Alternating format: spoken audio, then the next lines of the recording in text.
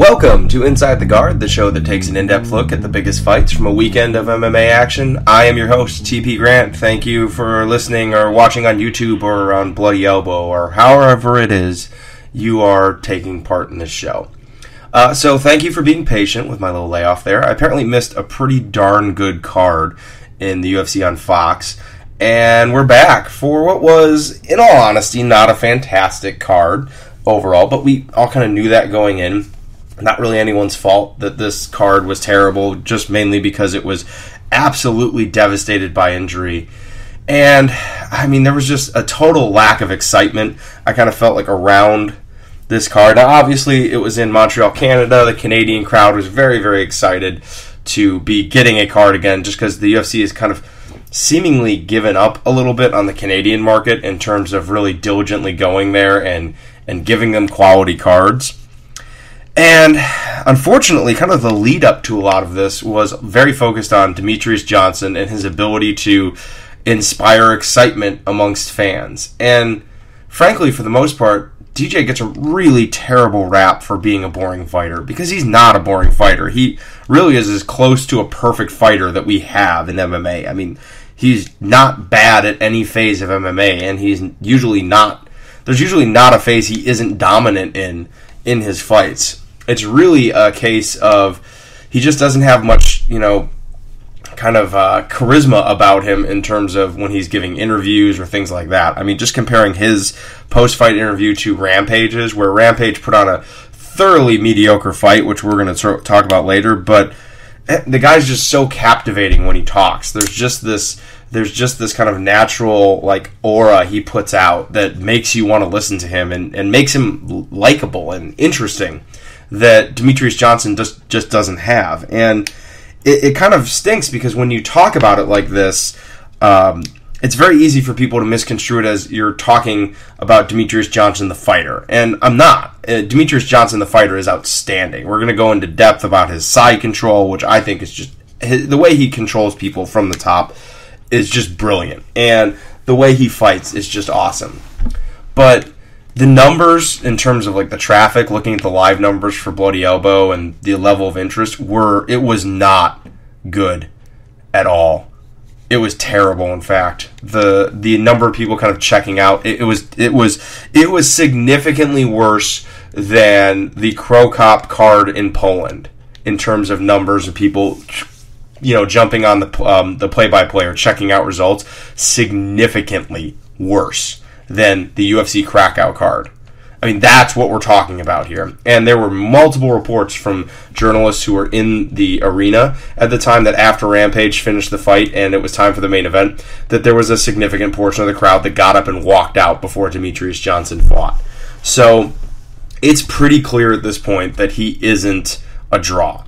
And that's going to happen sometimes in this sport. There are going to be really good fighters who just don't spark interest in the average fan out there. And so at this point, I would expect us not to be seeing Demetrious Johnson headlining pay-per-views anymore. And I know he wasn't supposed to headline this pay-per-view. There was an injury that caused him to be headlining this pay-per-view, but I kind of expect the UFC to kind of send him back to Fox. Or, I mean, do him a service and put him under a really big fight, not Dillashaw-Barao rematch that almost no one wanted. Next time you're putting together a card the UFC 187 with Anthony Johnson and John Jones and Chris Weidman and Vitor Belfort, put Demetrious Johnson on a card like that. Now, obviously, we all learned from Strikeforce you never put 3 title fights on one card, but put him on there with a big time fight and let a lot of fans kind of see him fight again, because I feel like there's this big misconception about his fights and about how he's not entertaining or not exciting, when really his fights are really quite excellent. So let's talk about his excellent fight, because Koji Horiguchi gave him a pretty good little scrap there, but I mean, Demetrious Johnson was just able to kind of take that over. We're going to go in depth at the end of this episode. We're going to take a really good look at DJ's side control game, which is absolutely outstanding. But let's talk kind of briefly, real quick, about the bigger fight. I thought Johnson early on was very, very cautious with Horiguchi's kind of explosion. Horiguchi, they talked a lot about his karate background, and what that really kind of asserts itself in MMA is that he plays at distance, and he likes to explode in, which is kind of, I think most fans now know that about karate guys, that they kind of like to play way outside and then kind of jump in. But Horiguchi does it on kind of like a broken rhythm. And there's a really outstanding video that Conor Rebush did about rhythm and striking and the idea of breaking rhythm. So I'm not going to get too into depth in that. I will post a link to the video in the article because it's outstanding. And basically, everything you do in fighting, for the most part, kind of has a natural rhythm to it. When you're hitting pads with your coach or something like that, there is kind of you get kind of in a rhythm, and you get that 1, 2, 3, 1, 2, 3, almost like you're dancing. And Horiguchi very much he breaks that rhythm, and he does it with kind of a casualness that makes it seem like it comes very naturally to him. So it's why he's able to make guys look so bad when he leaps in a lot of times, because he kind of does it at awkward moments for fighters. And most guys that are kind of arrhythmic fighters, we tend to term as being awkward fighters. The classic example I think of, for anyone who's kind of been around MMA long enough would think of, as Keith Jardine, would be an arrhythmic fighter. He had a very weird rhythm, and he fought kind of very off rhythm of a lot of other fighters, but he also looked really awkward. And Horiguchi doesn't look awkward. His technique's very, very clean, but he does things at kind of awkward times for other fighters, and it's a good thing. I mean, this is like, if you make your opponent uncomfortable, you're going to have success. So very early on, Johnson was very kind of like testing things out. He'd throw a strike and see how Horiguchi countered. He'd leap in and actually wouldn't really throw a strike and see how Horiguchi reacted. And you could kind of tell he was kind of gauging all of Horiguchi's reactions. And Horiguchi, clipped him a couple times. There was that, I don't remember which round it was in, but that charging knee where he timed Johnson dropping down for a takedown perfectly. But for the most part, as the fight went into the second, third, and fourth round, you could see Johnson become demonstrably more comfortable with Horiguchi's rhythm. And he started walking Horiguchi down to the fence, kind of, cutting him off, trapping him against the cage. And once he was there, Johnson would unload a couple quick strikes and then clinch up. And once he had Horiguchi clinched, he did not want to give Horiguchi space to operate. Overall, I thought it was a pretty masterful showing on Demetrious Johnson's part. He's quite literally the perfect fighter at this point. There's nothing he doesn't do well. He adjusts in the fight well. And we're talking about a guy also who's finishing submissions at a pretty high level of MMA in a sport where submission offense has very much taken a backseat in a lot of fighters' games. And it's one of those where you can tell Demetrious Johnson is just a student of the game. He just wants to learn everything. He's the kind of dude that you can see him still in a gym after he retires, because he's still going to want to... He's the kind of guy that even after he retires, when he's done fighting, you can kind of tell he's going to be in the gym sharpening up his armbar because, it's still not perfect, or getting in there and wanting to learn the latest weird grappling technique that's in vogue right now because, that's what he does. So it's really fun and refreshing to see a champion like that, because not everyone is like that. Some guys are in it, for different reasons, be it money or, for the competition. You can tell Johnson, he's a total fight nerd. Dude wants to just know everything there is to know about fighting, and it comes out in his fights.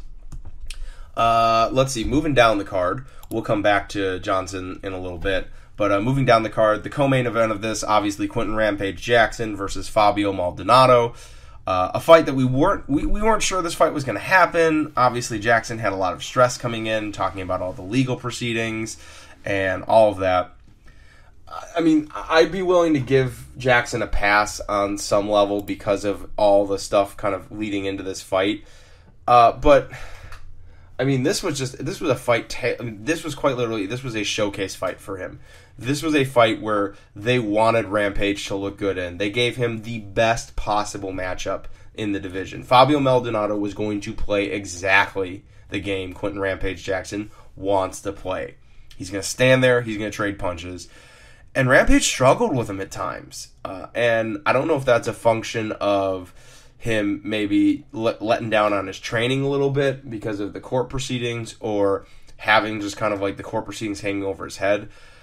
To me, when I watch Rampage fight, I mean, he's aging in a way. I mean, in some ways, he looks kind of like an old boxer in the sense of you're talking about a guy that has simplified his fight game. You know, he's kind of pared it down to its bare essentials to kind of make it more repeatable and more consistent as he ages and physically, you know, declines. And I don't think there's any argument against the idea that at 36, Rampage is not the same dude he was 12, 13 years ago when he was powerbombing dudes in Japan. So I think that part of it is also that Rampage is not one of those dudes that is staying on the cutting edge of MMA. He is kind of he developed his game in 2007 that he won the UFC championship with, which is a very boxing based game, very flat footed stance. He wants to deliver power hooks inside. He wants to kind of get in close with dudes and kind of sit down on his punches. And he doesn't want to grapple. He doesn't want to clinch with guys.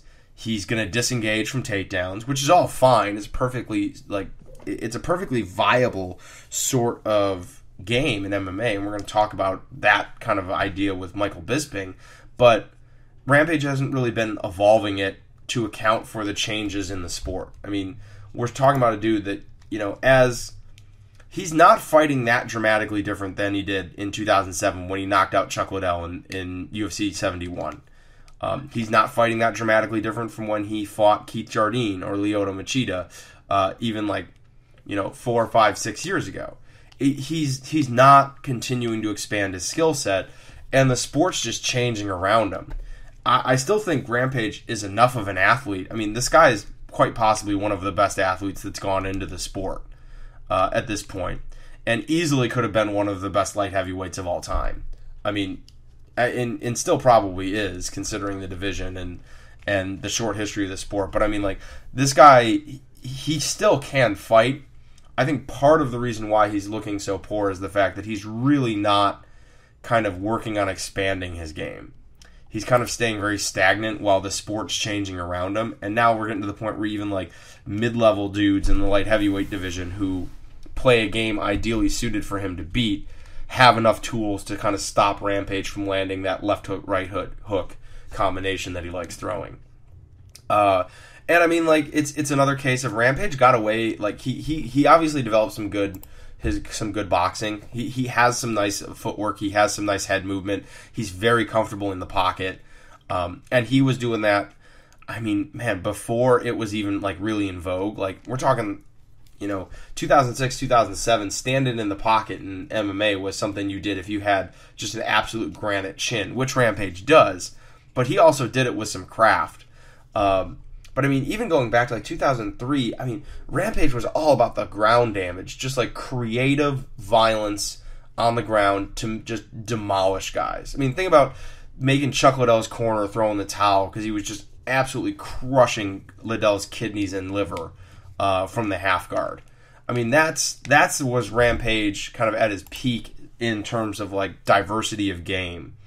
And I mean, obviously a lot's changed since then, so I think Rampage, he's just simplified his game to the point where he's not evolving anymore, and he'll be able to get fights and do well because he's such a compelling figure.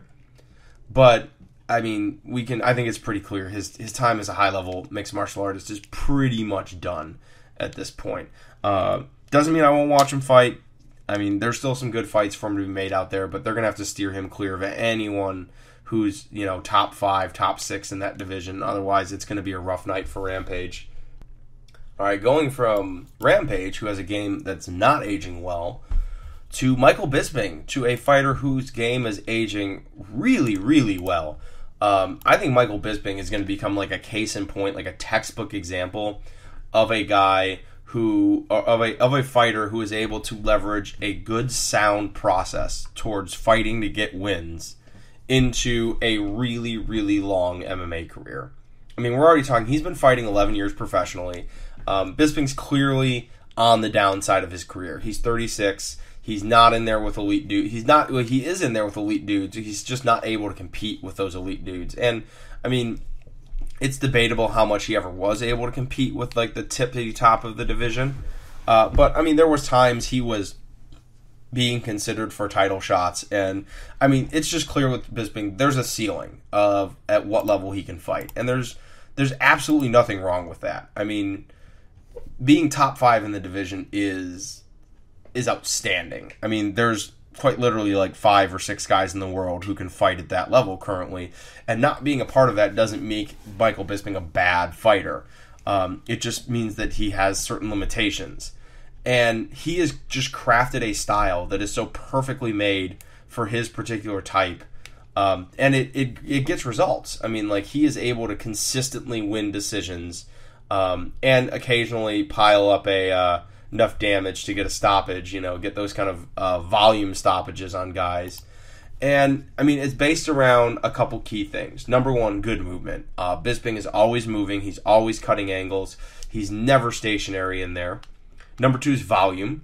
He's always throwing strikes. He's always outworking his opponents. And they made a big deal about that in the broadcast, talking about, Bisping's cardio and his amazing resting heart rate and all this stuff. But it is valuable that Bisping's style is built around a high work rate, and he has been diligent in keeping himself in a good enough shape to just keep that work rate up. Sound disengagement grappling. Bisping has no interest in getting into ground fights. He knows how he wins fights. His grappling game is completely based around defense, not getting finished, not making it a point where guys go to win fights quickly, and then disengaging from grappling. And then the last part, Bisping adjusts in fights. He makes in-fight adjustments when he has to. And in the first round of his fight with Dalloway, Bisping was kind of working his in and out style, and he was getting in on Dalloway really easily. And it was, you could see Bisping was I think he was surprised at how easy he was getting in on Dalloway and being able to swarm a little bit. And then it became pretty apparent that Dalloway was baiting Bisping to come in and then firing shots on the part when Bisping left on the parting shots. And Dalloway landed a couple good shots as Bisping exited out from flurries. And of course, at the end of the first round, Dalloway leveled him with that left hook. And in the second round, Bisping made a pretty sound adjustment. He picked his spots much more carefully on when he'd flurry. He only kind of charged in when he noticed that either Dalloway was off balance, or if he did come in, Bisping made sure to have an angle on the exit so that he wasn't kind of lined up for a nice parting shot the way he was in the first round. And Dalloway didn't really have much of an answer for that. He wasn't able to implement his game. And you can actually see in the second round, Dalloway's trying to bait Bisping to come in for more of those exchanges. And you can see Bisping is much more cautious of kind of getting into like full offense mode where he completely negates his defense. So that to me, that was a case of like Bisping recognizing his mistake and making a quick adjustment. And that's a sign of a good coaching, a good athlete. As much as people don't like Michael Bisping and talk about how he's arrogant and things like that, he seems like one of the more coachable athletes out there. He seems like he's smart about how he goes about things, and he seems to put a lot of thought process into how he fights. So, it's one of those, a performance like that, yeah, Bisping's going to be up and down. He's not going to be beating top 5 dudes in the middleweight division anytime soon again. But, I mean, I fully expect this guy, he'll be in the UFC for another 4 to 5 years if he's able to continue to fight like this. So, solid performance for him. CB Dalloway, I mean, it's just, CB Dalloway is just going to kind of continue to hang out in the middle of that division. Again, good fighter, but just not a great fighter. And let's slide on down the card a little bit further. John McDessie landed a pretty sweet little ghost punch on Shane Campbell. Didn't see it from the live broadcast, but you just saw Campbell's head snap, and he went down. McDessie put in some big-time work on Campbell. Surprised me, to be perfectly honest. I thought Campbell would be able to challenge McDessie more on the feet. McDessie's shown that, I mean, he's a veteran. Lightweight division's no joke. Just an absolute shark tank. Let's see. Keep going down. Thomas Almeida. We'll be talking about him on MMA Perspectives for sure. But, I mean, just what an offensive dynamo Thomas Almeida is. mixed together body shots in really well to keep Yves Jaboin kind of off balance. Or should I say, keep his defense off balance for the entirety of that fight and just set up the finish so beautifully. Almeida's got a bright future ahead of him, and we'll be talking about him on MMA Prospectus this Friday. Patrick Cote versus Joe Riggs. I will never, ever speak of this fight again. Alexis Davis gets a win over Sarah Kaufman. Sarah Kaufman looking to do the clean 3-0 sweep over Alexis Davis. It was looking pretty good for a while. Kaufman just seems to have Davis's number in a lot of departments. And then they hit the mat. Davis is able to land directly in the mount out of a takedown. And in like just a super kind of like epitomizes what kind of things you need to be able to do to like get a jiu-jitsu black belt. And I know belts aren't always the most useful things, but like there are certain things that you notice when you roll with different levels, and kind of like things that you notice kind of define like what it is to be that belt level. And one of the things is that if you give an advantage to a black belt on the mat, they very rarely ever give it back.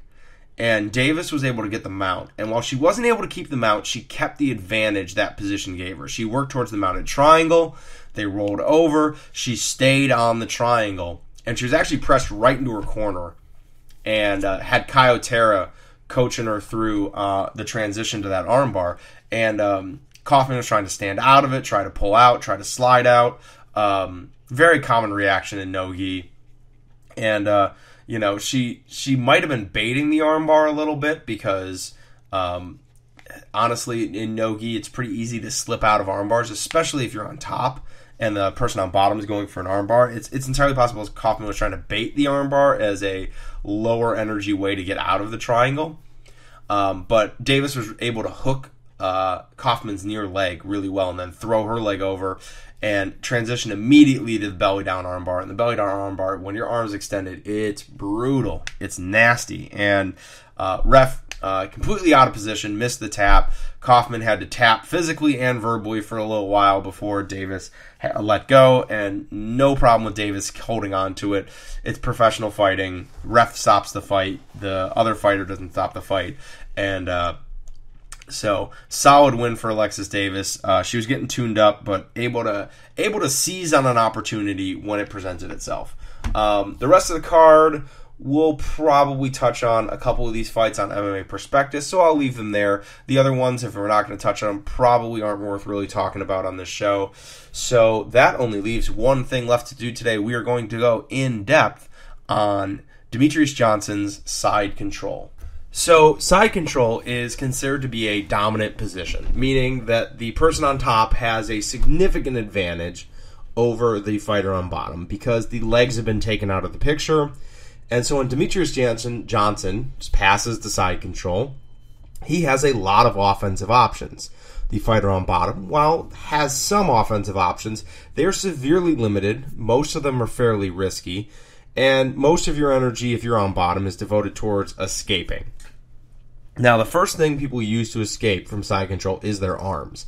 And it's something that the top player has to deal with when they're playing side control. There was actually a bit in the promo video where they showed Matt Hume teaching side control and specifically talking about how to deal with opponents pressing on you. That was really, really fantastic. And he was talking about the idea of kind of like not resisting when they push on you. Don't try to balance or push back, because if you balance or push back, you go stiff, and it's very easy for a guy to kind of lift you off.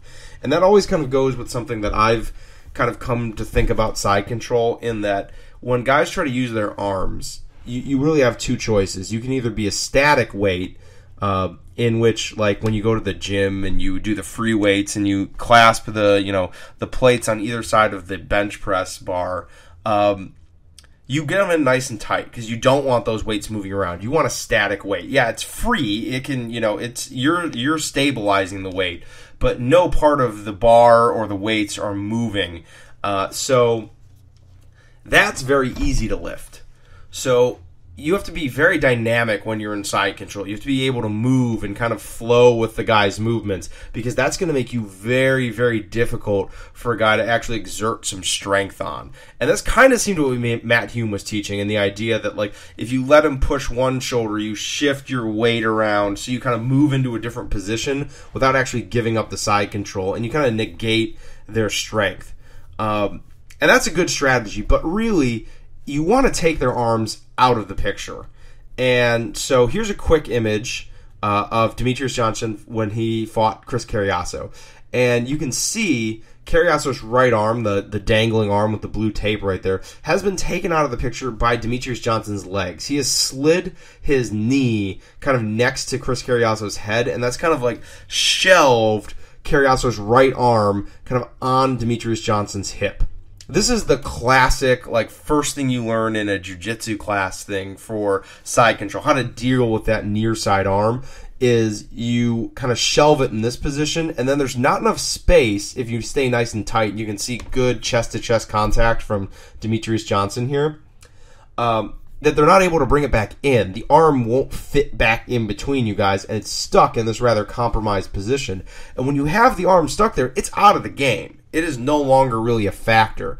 And I believe that in this position, Demetrious Johnson also has the other arm. He's wrapped Carriasso's other arm. So now Carriasso both of his arms are kind of out of play, and Demetrious Johnson has a free arm. In this case, his right arm, which is near to Carriasso's legs. So what can he do with this position?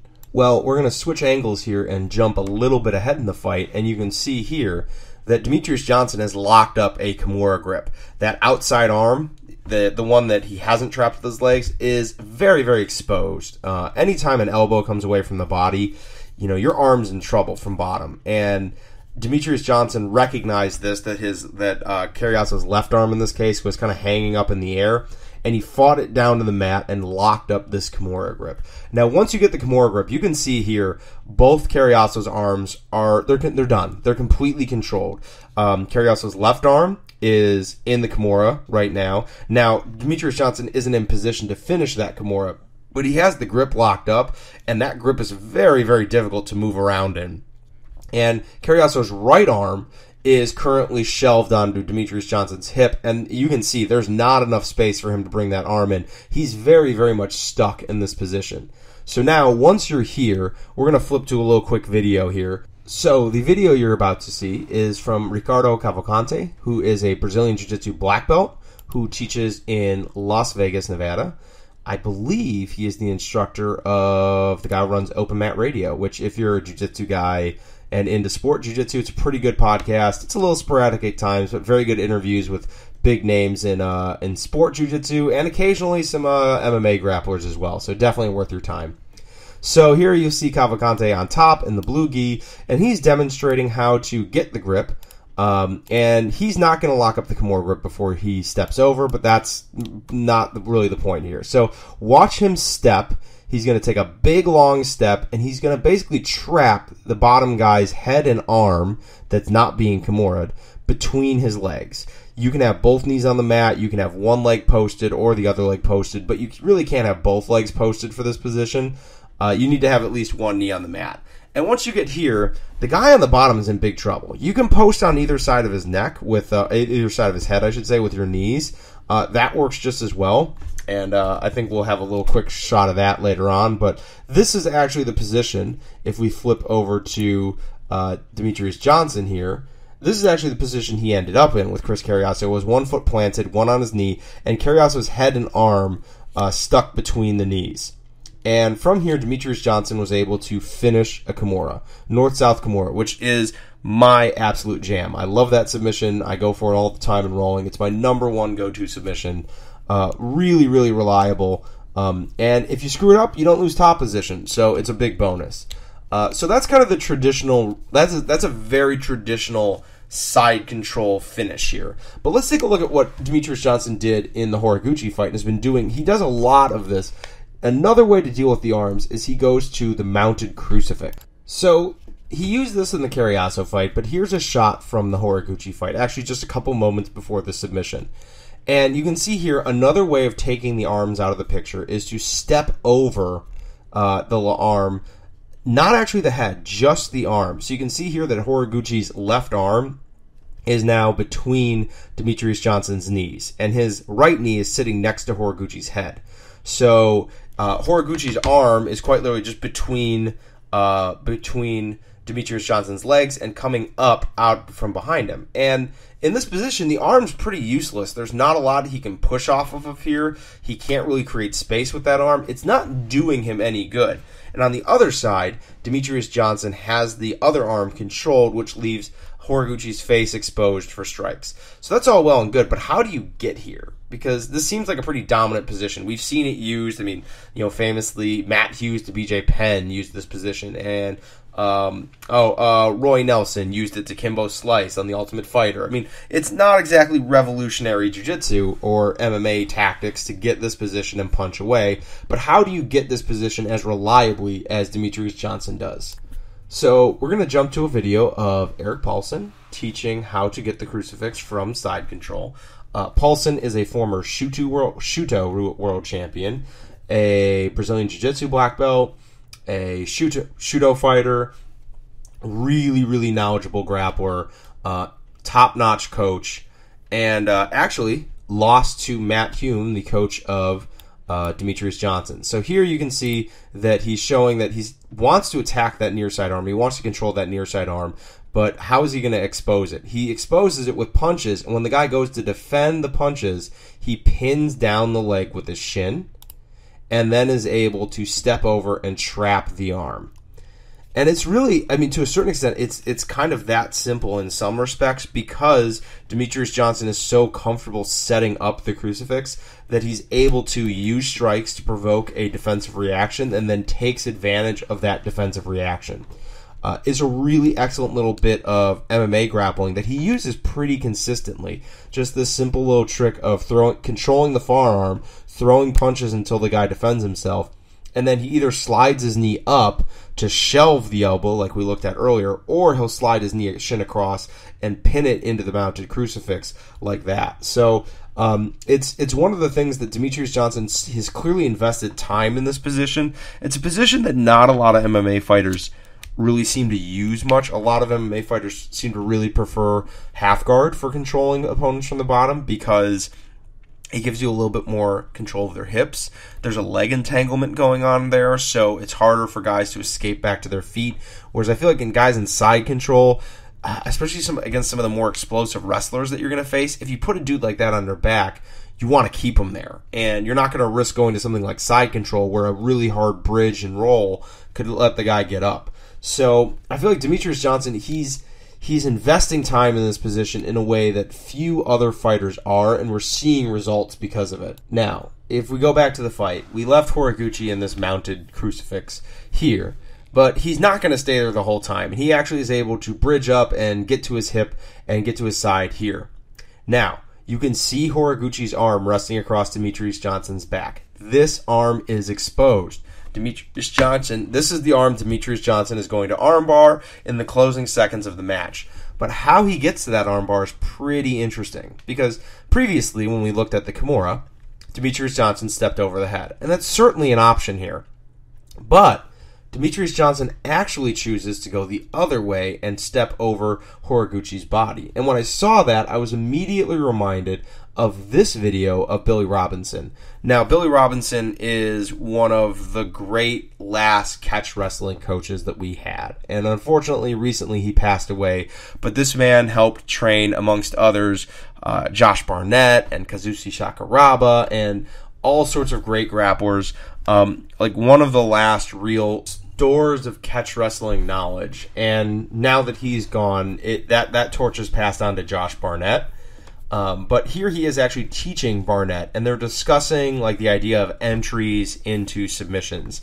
And he's showing from this position, which I don't think is necessarily the most, like, it's not exactly a realistic fight position for MMA, but it's more demonstrating the concept.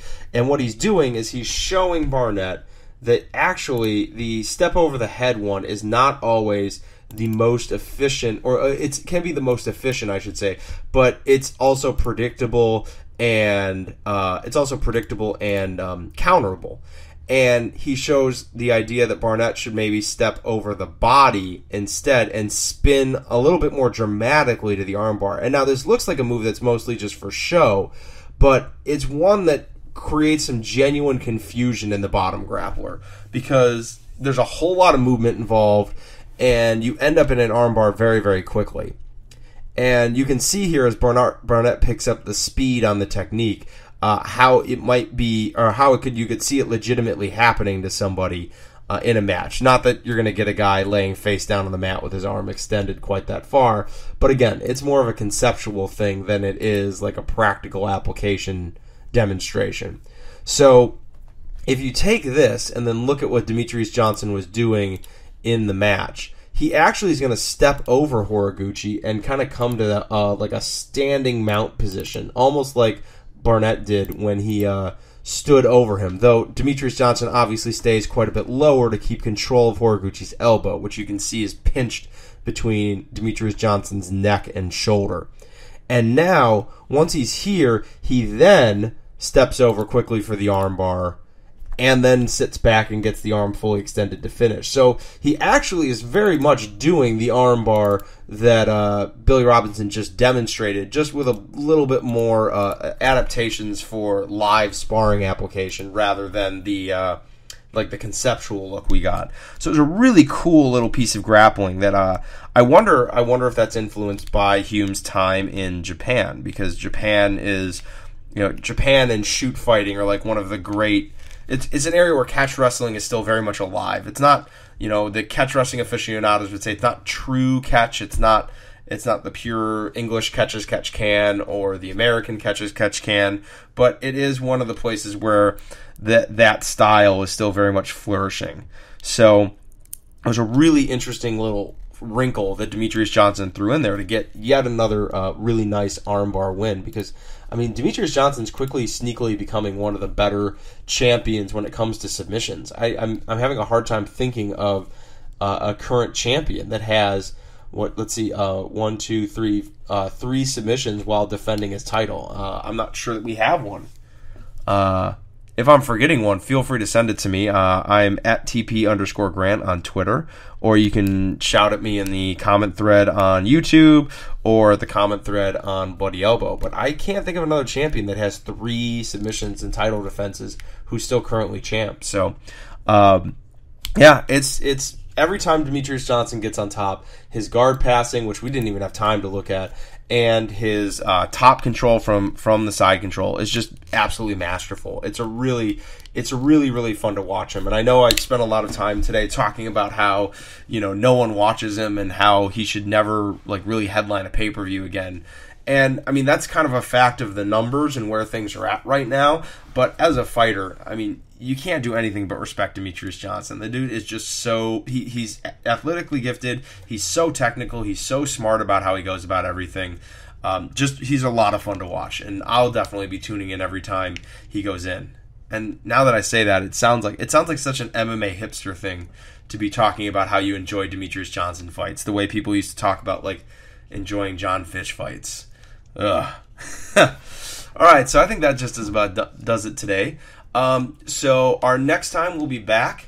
The May 10th card between Hunt and Stipe Miocic is a Fight Pass card, and I have a pretty hard rule that I will not do Fight Pass cards just because I firmly believe that not all UFC cards are equal these days, and not all of them deserve the same amount of attention. And I don't think the concept of this show really fits on a show where you have really not that much going on. You have, Miocic and Hunt are both top 10 heavyweights, so that's going to be at least have some ramifications. But after that, it's a lot of figuring out where people slot into the middle levels of their divisions. Very similar to how a lot of action on this card was kind of shuffling out mid-tier fighters and figuring out where kind of everyone stacks up in their division. So we'll take that one off. We will be back for the fight night of Faber versus Edgar, which also has Gegard Mousasi going on it. Neil Magny will fight for the 100th time in the last 24 months. Felipe Nover's back in the UFC, so it should be a pretty entertaining card. And we'll be back about that one. And it's almost here. We're almost to UFC 187, which should be absolutely bonkers. I cannot wait for that card. It should be incredible. So hopefully, fingers crossed, knock on wood, everyone on that card stays healthy, and we get what should be an absolutely outstanding event on May 23rd. Cannot wait for it. So until then, I am your host, TP Grant. This has been Inside the Guard. You can find me at TP_Grant on Twitter. You can also find me over on Bloody Elbow. I'm currently working on scouting the bantamweight division for our scouting report. Lots of good fighters there. A lot of Brazilians. A lot of people have been talking about how European-centric we are. And the people who didn't like how European-centric we are, they're going to like this division because a lot of American fighters, a lot of Brazilian fighters. This is the division you guys have been waiting for. Also, working on a little grappling piece with a grappler I've mentioned a couple times on this show. Not want to say too much, but it's going to be pretty cool. I'm really looking forward to this one. I think it's going to be informative and cause some people to think about a little bit deeper about grappling. So until then, have a great week. This has been Inside the Guard.